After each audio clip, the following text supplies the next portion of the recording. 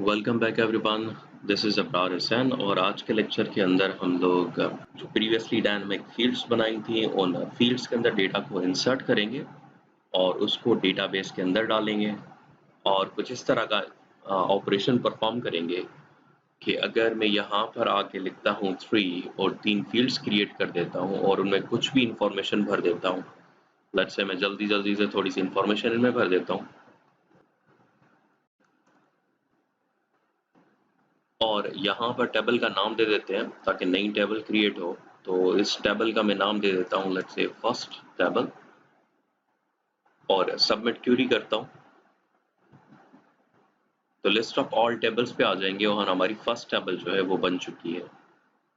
इसी तरह से अगर मैं वापस चला जाऊँ और इन फील्ड्स को रीसेट कर दूँ, एक और फील्ड बनाऊँ उसमें 2 फील्ड्स हों, क्लिक मी करूँ और यहाँ पर डेटा एंटर कर देता हूँ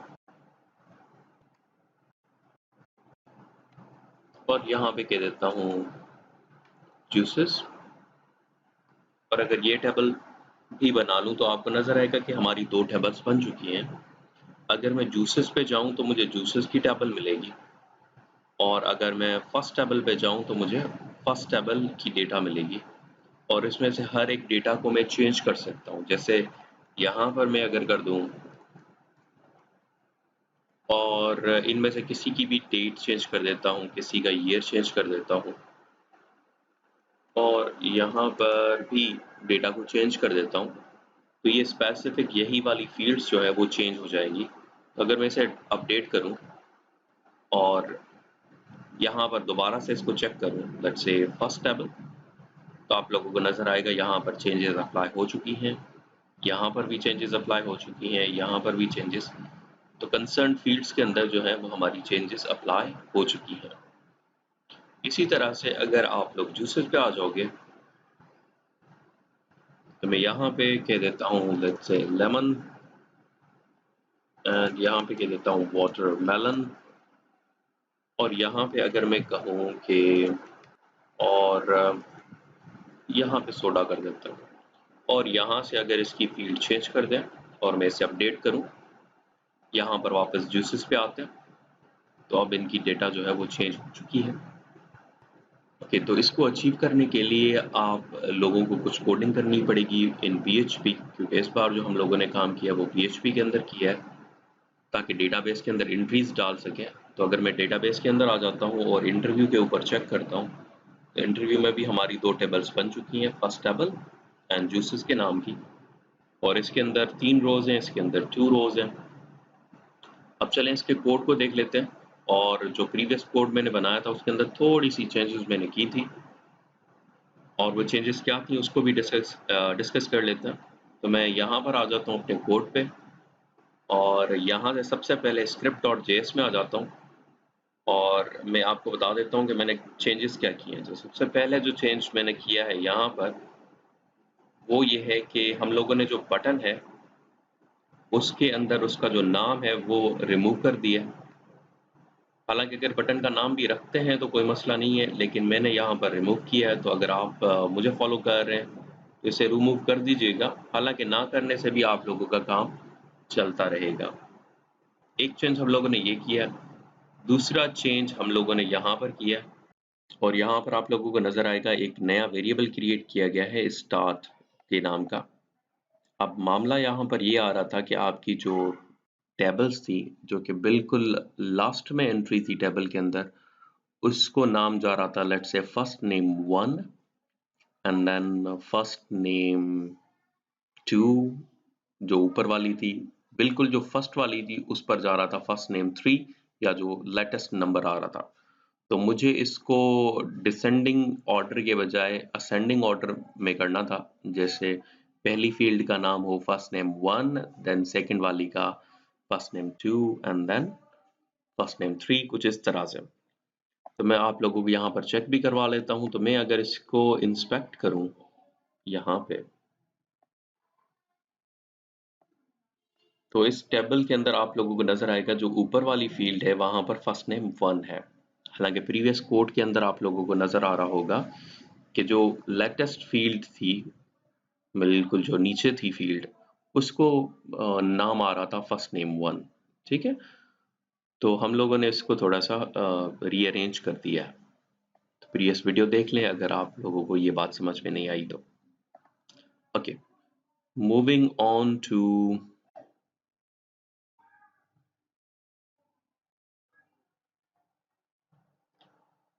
तो हम लोगों ने यहाँ पर भी चेंजेस अप्लाई कर दी हैं और वो चेंजेस हैं डिफ़ॉल्ट वैल्यूज़ के लिए। तो हम लोगों ने कहा है कि अगर कोई बंदा कोई वैल्यू नहीं देता, जैसे हम लोगों ने बटन वाले सेक्शन में किया था कि अगर हम लोग नेम की वैल्यू नहीं दे रहे थे तो बाय डिफ़ॉल्ट उस पर जो वैल्यू हो वो नल जाए या एम्प्टी जाए।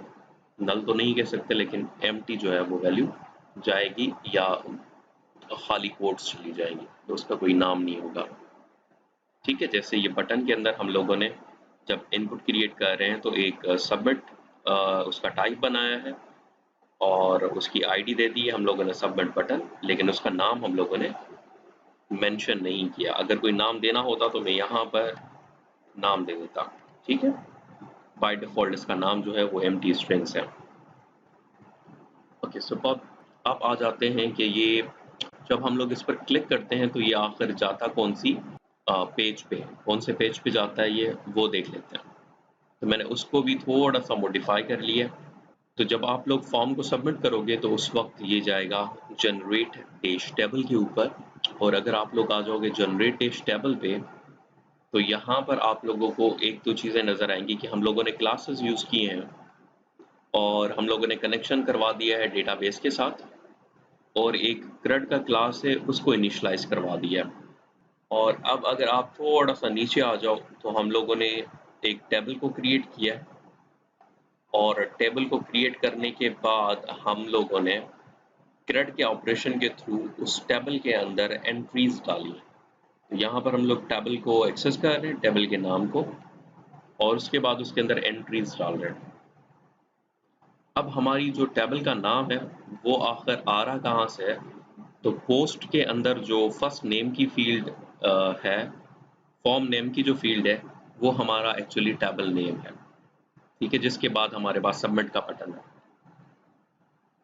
और उसके बाद हम लोग ये चाह रहे हैं कि बंदे ने रोज़ कितनी डाली हो।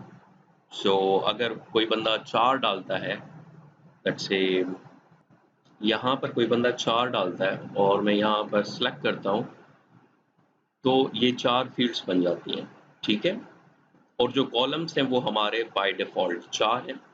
अगर कोई बंदा यहाँ पे 5 डालेगा, लेट्स से यहाँ पर कोई 5 करेगा तो ये रोज़ जो हैं वो 5 आएंगी और ये वाली छठी हमारी रो है।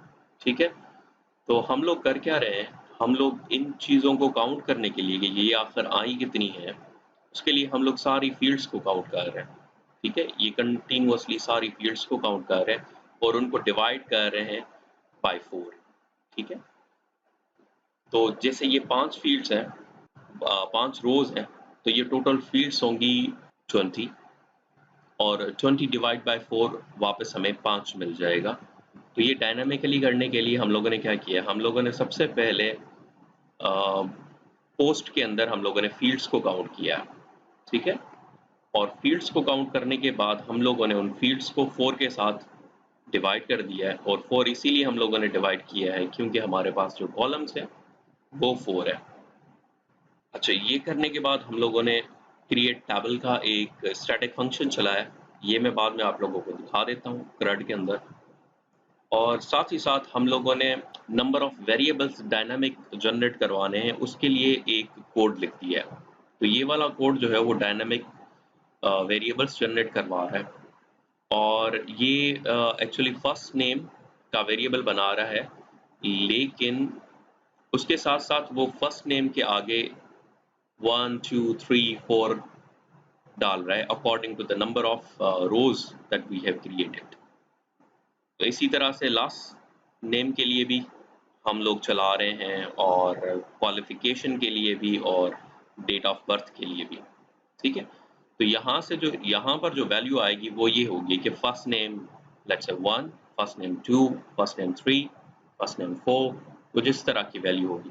लेकिन इस वैल्यू को मुझे वेरिएबल में कन्वर्ट करवाना है, इसलिए मैं रेफरेंस को यूज़ कर रहा हूँ ताकि ये वेरिएबल क्रिएट हो जाए। कौन सा वाला? ये वाला वेरिएबल क्रिएट हो जाए और उसके अंदर जो वैल्यू जाए वो जाए फर्स्ट नेम एंड स्टार्ट वाली। और फर्स्ट नेम स्टार्ट वाली वैल्यू कौन सी है? अगर मैं आपको चेक करवाऊं तो यहाँ पर ये वाली जो वैल्यू है that is first name and then start की जगह पे क्या है? 1 है। और इसका f का जो वैल्यू है वो बड़ा है।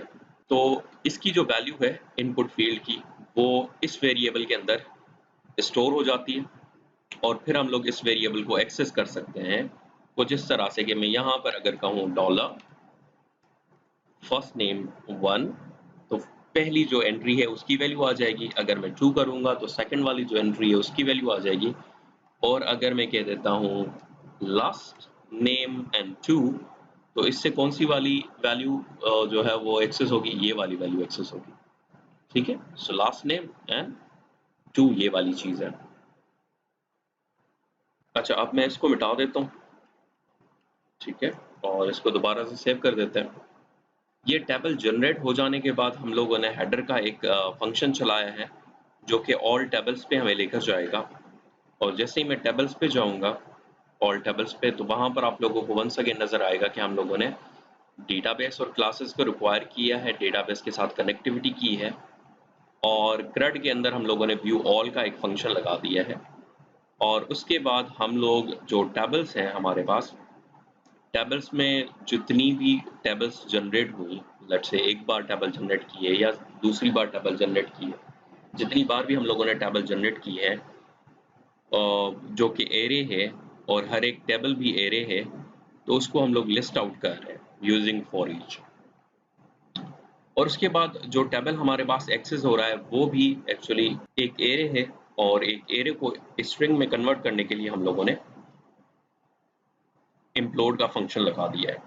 तो अगर मैं इम्प्लोड का फंक्शन ना लगाऊं तो यहाँ पर मुझे एरे नज़र आता रहेगा और गेट के अंदर हम लोग एरे के ऊपर काम करना थोड़ा सा मुश्किल हो जाएगा हमारे लिए, तो इसीलिए हम लोगों ने सीधा सीधा गेट के अंदर स्ट्रिंग्स डालने के लिए टेबल का नेम दे दिया है।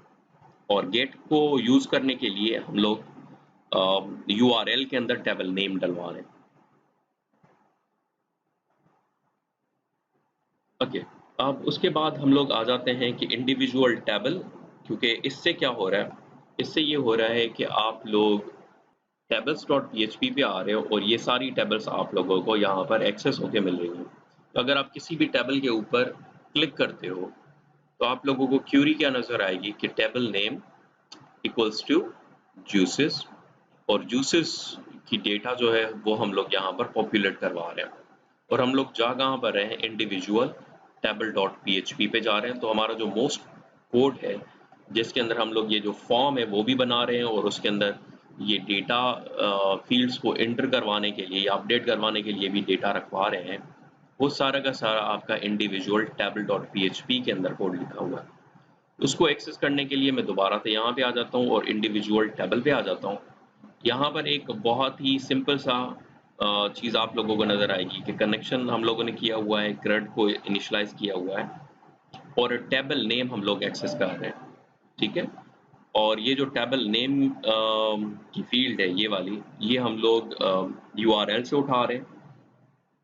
वंस अगेन इसके अंदर आप का या तो जूसेस आएगा या तो फर्स्ट नेम आएगा और इसको हम लोग सिंगल टेबल्स फील्ड के अंदर इंसर्ट करवा रहे हैं। और once again single table fields जो हैं वो क्या है, उसके लिए हम लोग इसकी क्लासेस पे आ जाएंगे, CRUD की क्लास पे, और फिर मैं डिटेल में समझाऊंगा। फिलहाल आप लोग ये समझ लें कि हमारे पास जो ये सिंगल टेबल्स फील्ड है वो हर एक सिंगल या इंडिविजुअल टेबल की फील्ड्स को एक्सेस कर रहा है या निकाल रहा है। और कैसे निकाल रहा है कि उसको रिक्वायर है कि टेबल का नाम हो, पता और कनेक्शन उसको दिया गया हो, तो ये जो है वो सिंगल टेबल जो है वो उसकी फील्ड्स को निकाल लेगा। ठीक है, तो वंस ये सिंगल टेबल की फील्ड को निकाल देता है तो हम लोगों ने इसको पॉपुलेट करवाना है सिंगल टेबल की फील्ड्स को। और सिंगल टेबल की फील्ड्स को पॉपुलेट करवाने के लिए आप लोग यहाँ पर इस कोड पे आ जाते हो तो आपको नजर आएगा कि सिंगल टेबल के फील्ड में से हम लोग क्या निकाल रहे हैं? डेटा सेट निकाल रहे हैं। ठीक है, तो सिंगल टेबल फील्ड के अंदर जो है एक एरे है, एन एरे ऑफ एरेज है, ठीक है, व्हिच मींस कि इसके अंदर लेट्स से 4 रोज होंगी। अगर ये वाले टेबल को हम लोग उठा लें तो इसके अंदर 2 रोज होंगी। 2 रोज मतलब एक कंप्लीट एरे है जिसका जो लेंथ है दैट इज 2, और उसके अंदर वंस अगेन एक और एरे है, ये जिसकी जिसकी जो लेंथ है दैट इज 4, ठीक है, तो जिसके अंदर फर्स्ट नेम भी होगा, लास्ट नेम भी होगा, क्वालिफिकेशन भी होगा और डेट ऑफ बर्थ भी होगी। तो हम लोग सबसे पहले क्या कर रहे हैं, सबसे पहले डेटा सेट यानी कि नंबर ऑफ रोज के एरे पे लूप चला रहे हैं, और उसके बाद हम लोग आ जाते हैं यहाँ पे, इसको फिलहाल छोड़ दें, इन दोनों चीज़ों को फिलहाल छोड़ देते हैं और नीचे आ जाते हैं, और ये जो चीज़ें हैं इनको भी छोड़ दें आप फिलहाल, और यहाँ से लेकर लेट्स से यहाँ तक इफ एल्स वाला जो ब्लॉक है इसको भी फिलहाल आप लोग छोड़ दें। सिर्फ और सिर्फ फोकस हम लोगों ने कहाँ पे करना है, फोकस हम लोगों ने यहाँ पे करना है। तो हम लोग एक इंडेक्स चला रहे हैं और हम लोग कह रहे हैं कि अगर जो इंडेक्स है वो लेस देन है count of the data set, और डेटा सेट का जो काउंट होगा वो होगा 4, तो आप लोग करो इंडेक्स प्लस प्लस, तो विच मीन्स कि ये जो है वो 4 बार जो है वो इंडेक्स चलेगा। अब इसके अंदर एक और चीज़ है कि आखिर 4 बार क्यों, 3 बार चलना चाहिए। तो 3 बार के लिए जो मामला है वो असल में आपको समझ में आएगा यहाँ पे। तो यहाँ पर अगर मैं किसी भी टेबल को उठा लेता हूँ तो यहाँ पर आप लोगों को एक और चीज़ नज़र आएगी आईडी की, जो कि हम लोग कहीं पर भी शो नहीं करवा रहे, ठीक है। तो ये जो आईडी है वो कहीं पर भी शो नहीं हो रही, तो हम लोग क्या कर रहे हैं, हम लोग इस आईडी को स्किप कर रहे हैं, अदरवाइज हम लोगों ने 0 से इंडेक्स को चलाना था, तो हम लोग इसको स्किप करने के लिए हम लोग 1 से इंडेक्स को स्टार्ट करवा रहे हैं और इन 4 फील्ड्स के ऊपर लूप कर रहे हैं। इसीलिए हम लोगों ने इंडेक्स को यहाँ पर 1 किया है, और वंस अगर हमारा जो इंडेक्स है वो चल जाता है तो हम लोगों ने क्या किया, हम लोग थोड़ा सा नीचे आ जाते हैं और यहाँ पर हम लोग एक इनपुट फील्ड जनरेट करवा रहे हैं जिसका जो नाम है वो इंडेक्स के हिसाब का नाम ले रहे हैं, ठीक है, और साथ ही साथ उसको मर्ज करवा रहे हैं काउंट के साथ, और जो काउंट है वो हम लोगों ने इनिशियलाइज करवाया है विद द वैल्यू ऑफ 1, ठीक है। और यूं करने से होगा क्या कि आप लोगों की जितनी भी इनपुट फील्ड्स हैं उस इनपुट फील्ड का जो नाम सेट होगा वो कुछ इस तरह का जेन्युइन नाम सेट होगा जिस तरह का हम लोग जावास्क्रिप्ट के थ्रू जनरेट करवा रहे हैं, ठीक है। और वो होगा क्या, वो ये होगा कि हम लोग लिस्ट ऑफ नेम में से फर्स्ट नेम उठा रहे हैं with capital F, then last name with capital L, and then select, and then date of birth. ये सारी वो फील्ड्स हैं और उस तरह की फील्ड्स हैं जिस तरह से हम लोगों ने जावा स्क्रिप्ट में जनरेट करवाई थी। तो हम लोग उसी को रेप्लिकेट करने के लिए हम लोगों ने नेम की फील्ड कुछ इस तरह की बनाई है, और उसको 1 2 3 या 4 का काउंट देने के लिए हम लोगों ने यहाँ पर उसको कॉन्केटिनेट करवा दिया काउंट के साथ। और फिर उसके अंदर अगर वैल्यूज़ लेनी है तो वैल्यूज़ आप लोगों को पता है कि हम लोग थोड़ा सा अलग तरह से ले रहे थे कि हम लोग हमारी जो वैल्यूज़ थी वो values with the first name F small था, और हर एक जो वैल्यू है उसका जो फर्स्ट नेम है वो स्मॉल है, उसके साथ हम लोगों ने कॉलम्स की वैल्यू बनाई हुई थी, ठीक है। तो जो हम लोग वैल्यूज़ एक्सेस कर रहे हैं वो यहाँ पर हम लोगों ने देनी है, और क्योंकि हमारी जो डेटाबेस के अंदर अगर आप लोग आओगे तो ये जो फील्ड्स हैं उसका एफ छोटा है, एल छोटा है, व्हिच मीन्स के फर्स्ट लेटर छोटा है। यही वजह है कि मुझे एक और टेबल बनानी पड़ रही है, लेकिन अगर आप लोग इसको थोड़ा सा प्रॉपरली शुरू से ही प्लान करके चलोगे तो ये दो चीज़ें अलग अलग बार चलाने की आपको ज़रूरत नहीं पड़ेगी। अगर आप लोग एक कांस्टेंट फील्ड्स को सेट करते आ रहे हो तो ठीक है। ये मुझे एक्स्ट्रा मेहनत इसीलिए करनी पड़ रही है क्योंकि मैंने पहली चीज़ जो है वो जावास्क्रिप्ट के थ्रू की है और ये दूसरी बार जो स्क्रिप्ट चला रहा हूँ वो पीएचपी के थ्रू चला रहा हूँ। अच्छा, उसके बाद आप लोग अगर यहाँ पर आ जाओ इफ एल्स ब्लॉक के ऊपर, तो हम लोग ये देख रहे हैं कि अगर क्वालिफिकेशन है तो उसके अंदर हम लोगों ने ऑप्शंस को क्रिएट करना है और ऑप्शंस हमें पता है कि सिर्फ 4 हैं, जो कि मास्टर्स है, बैचलर्स है, एचएससी है, एसएससी है। और हम लोग ये भी चाह रहे हैं कि सबसे पहले जो ऑप्शन है वो उठा लो जो कि डेटाबेस में से आ रहा है, यानी कि डेटा सेट से आ रहा है, और जो बाकी बच जाएं, और बाकी बचने के लिए हम लोगों ने नॉट इक्वल्स टू लगा दिया है कि डेटाबेस में से जो वैल्यू आ रही है उसके अलावा कोई भी वैल्यू जो कि ऑप्शन में आती है तो उसके लिए ऑप्शन क्रिएट कर दो, ठीक है। लेकिन अगर मास्टर्स पहले से आ चुका है यहाँ पर डेटा सेट के अंदर, तो मास्टर के ऊपर आप लोगों ने कोई लूप नहीं चलाना या मास्टर की वैल्यू के लिए आप लोगों ने कोई ऑप्शन क्रिएट नहीं करना। तो हम लोग इन सारों के ऊपर लूप चला रहे हैं और लूप चलाने के बाद उनका एक एलिमेंट बना रहे हैं। कहाँ पे? सिलेक्ट एलिमेंट के अंदर। अदरवाइज हम लोग क्या कर रहे हैं, हम लोग कह रहे हैं कि अगर डेट ऑफ बर्थ है तो उसका टाइप सिर्फ डेट कर देना, बाकी सारी चीज़ें वही हैं। और इसी तरह से एल्स के ऊपर आ जाते हैं और यहाँ पर हम लोग कह रहे हैं कि बकिया जितनी भी फील्ड्स हैं जैसे last name and first name, उनका टाइप टेक्स्ट होना चाहिए। और यूं करने के बाद हम लोग इस तरह की फील्ड्स को जनरेट कर पा रहे हैं जिसमें से ऑप्शंस वाली ये फील्ड है और इसी तरह से डेट वाली ये फील्ड है, और ये दोनों फील्ड्स जो है वो हमारी टेक्स्ट फील्ड्स हो जाती हैं। ये कोड मैं आप लोगों को गिटहब की लिंक शेयर कर दूंगा, उसमें चेक कर लीजिएगा और इसके ऊपर आप थोड़ी सी प्रैक्टिस कर लीजिएगा ताकि आप लोगों को ये प्रॉपर्ली समझ में आ जाए।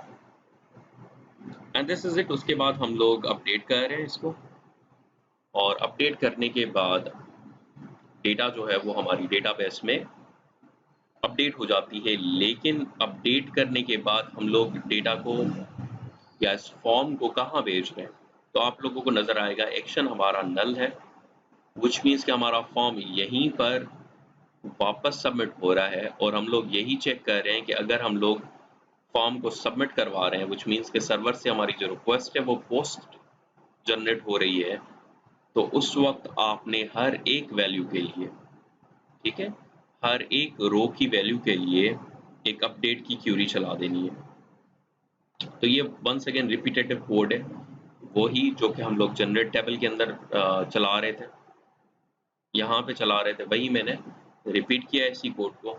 और इंसर्ट वाली कमांड चलाने के बजाय हम लोगों ने अपडेट टेबल वाली कमांड चला दी है। और यूं करने के बाद हम लोग फाइनली आ जाते हैं अपने क्लासेस पे। और क्लासेस पे आप लोगों को एक क्लास नजर आएगा डेटाबेस का, जिसमें एक स्टैटिक फंक्शन है जो कि रिटर्न कर रहा है कनेक्शन को। यहाँ पर चेक्स मैंने पहले लगाए थे, अब क्योंकि प्रोडक्शन में चीज़ें चला दी हैं तो अब चेक लगाने की कोई ज़रूरत नहीं है, तो मैंने वो मिटा दी हैं। अगर आप लोग लगाना चाहो तो पहले लगा दीजिएगा, अच्छी बात है चेक्स लगाना। उससे आप लोग अगर कहीं पर एरर कर देते हो तो आप लोगों को पता चल जाएगा कि आप लोग क्या एरर कर रहे हो, कहाँ पे एरर कर रहे हो। यहाँ पर आ जाते हैं। सबसे पहले हम लोगों ने एक ग्रिड के ऊपर पब्लिक फंक्शन बना लिया क्रिएट टेबल का, जो कि टेबल को क्रिएट कर रहा है। और जो मोस्ट इम्पॉर्टेंट चीज़ है वो है आईडी, क्योंकि आईडी को प्राइमरी की रखने के बाद हम लोग अपडेट करवा रहे हैं, अदरवाइज आप लोगों की सारी फील्ड्स ही अपडेट हो जाएंगी, या फिर कोई और जो है वो एलिमेंट को आप लोगों को प्राइमरी की रखना पड़ेगा। लेकिन ये अच्छी प्रैक्टिस है कि अगर आप लोग आईडी को प्राइमरी की रख देते हो। उसके बाद हम लोगों ने सीधी सीधी क्यूरी चला दी है, और क्यूरी चलाने के बाद हम लोगों ने चेक लगा दिया है कि अगर क्यूरी ना चले तो हमें एरर दे दे। उसके बाद इंसर्ट टेबल के लिए भी हम लोगों ने वही मेथड चला दिया है, एक फंक्शन इंसर्ट टेबल का क्रिएट कर दिया है जो कि वैल्यूज लेगा, टेबल नेम, कनेक्शन और वो 4 फील्ड्स जो कि हम लोगों ने इंसर्ट करवानी है। और उसके बाद हम लोग एक टेबल जो है वो क्यूरी चला रहे हैं, टेबल इंसर्ट टेबल की क्यूरी चला रहे हैं। और क्यूरीज को सिक्योर करने के लिए हम लोगों ने प्रिपेयर्ड स्टेटमेंट को यूज़ किया है और एक चेक लगा दिया है, और चेक लगाने के बाद हम लोगों ने प्रॉपरली उन फील्ड्स को, कंसर्न फील्ड्स को इंसर्ट करवा दिया। अपडेट कराने के लिए हम लोगों ने एक एक्स्ट्रा फील्ड अक्वायर की है आईडी की, जो कि आप लोगों को नज़र भी आएगी कि अगर हम लोग इंडिविजुअल टेबल पे आ जाते हैं तो ये रहा जो स्टार्ट का वेरिएबल एक हम लोग बना रहे हैं, उसको एज एन आईडी कंसीडर करवा रहे हैं और अपडेट टेबल के अंदर हम लोग उसको इंसर्ट करवा रहे हैं। तो यहाँ पर मैंने आईडी की टेबल के अंदर उसको डलवा दिया है और उसके बाद इस आईडी के हिसाब से हम लोग हर एक फील्ड को एक्सेस कर रहे हैं और हमारी जो टेबल्स हैं उनको यूनिक रखने के लिए हम लोग यहाँ पर टेबल की इंफॉर्मेशन भी दे रहे हैं कि किस टेबल के अंदर एंट्रीज को डलवाना है। और यूं करने के बाद हम लोगों ने एक व्यू ऑल का फंक्शन लगा दिया है, जो कि सीधा सीधा क्यूरी है। इसमें हम लोगों ने कोई प्रिपेयर्ड स्टेटमेंट को यूज़ नहीं किया, क्योंकि हम लोग सिर्फ और सिर्फ डेटा को फेच कर रहे हैं। चाहे तो सारी की सारी स्टेटमेंट्स को आप लोग प्रिपेयर्ड स्टेटमेंट भी में भी यूज़ कर सकते हो, चाहे तो यहाँ से डेटा को आप लोग एक ऑब्जेक्ट के अंदर भी एक्सट्रैक्ट कर सकते हो, लेकिन हम लोगों ने इस चीज़ को थोड़ा सा सिंपल रखा है। और उसके बाद आप लोग यहाँ पर आ जाते हो सिंगल टेबल फील्ड्स के अंदर, और सिंगल टेबल फील्ड्स के अंदर आप लोगों को नज़र आएगा कि हम लोगों ने टेबल का नाम ले लिया है और सारी डेटा, जितनी भी डेटा है उस टेबल के अंदर, उसको एक्सेस कर रहे हैं। और एक्सेस करने के बाद हम लोग उस डेटा को एक एसोसिएटिव एरे के अंदर लेकर आ रहे हैं और डेटा को रिटर्न कर रहे हैं। और यही वजह थी कि आप लोगों को हर एक टेबल जो है वो एक एरे नज़र आ रही थी। तो दिस इज़ इट। ये वाला जो कोड है वो मैं अपनी गिटहब की रिपॉजिटरी पे लगा दूंगा और उसकी लिंक भी आप लोगों को दे दूंगा। अगर आप लोग कहीं पर भी यूज़ करना चाहो तो भले यूज़ कर लीजिएगा। It will be a pleasure for me कि आप लोगों की हेल्प कर पाऊंगा मैं, अगर आप ये कोड उठा लोगे तो इट्स ओके। ये कोड मैंने एक और जगह पे भी यूज़ किया है इसी तरह का, अपने एक प्रोजेक्ट के अंदर, और बहुत सारे प्रोजेक्ट्स के अंदर इस तरह के कोड की लाज़िमन ज़रूरत पड़ती है। तो do keep it safe with yourself. Thank you very much. See you in the next class, जिसके अंदर हम लोग इसी का फिर वर्डप्रेस प्लगइन क्रिएट करना स्टार्ट करेंगे। Thank you.